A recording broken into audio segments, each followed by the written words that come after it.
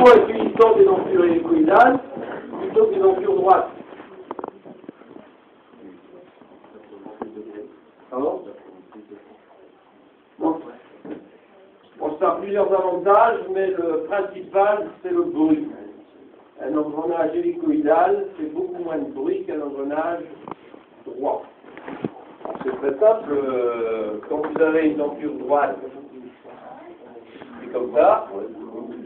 Quand deux dents viennent en contact, elles viennent en contact sur toute la ligne de contact. Donc ça crée un choc, donc un bruit, quand toute la ligne de contact entre deux dents arrive en même temps. Alors que sur une denture hélicoïdale, ça se fait de façon plus progressive. Bon, ça, il faudrait le voir sur les seins, mais en fait, quand il y a deux dents qui arrivent en contact, ça arrive ici, et puis, en fait, c'est une ligne, hein. C'est une surface particulière, ici c'est un profil en développement comme ceci, ça fait une surface gauche particulière, mais il y a possibilité d'avoir des lignes de contact sur cette surface. Ça fait une surface réglée. Et donc, le contact entre deux dents commence progressivement, augmente, atteint un maximum et après il diminue. Et donc, ceci, ça crée beaucoup moins de bruit. C'est pour ça que sur les véhicules automobiles, vous avez des dentures hélicoïdales, c'est moins de bruit.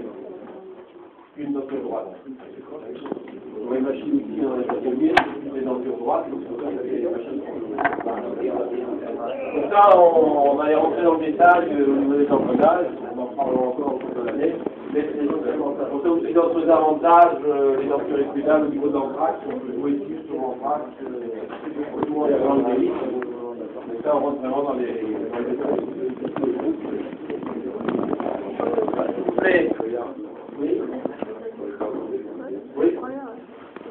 La charrière doit avoir un peu droit. Les angles droits,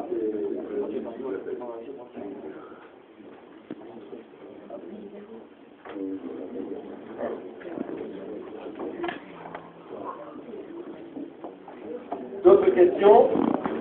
On en est tout là. Vous avez vu les dangers sur les roues dentées. Donc les roues dentées, dans votre programme, on vous demande simplement de savoir que ça existe, etc. Et de connaître, de calculer un rapport de réduction. On fera au cours de l'année.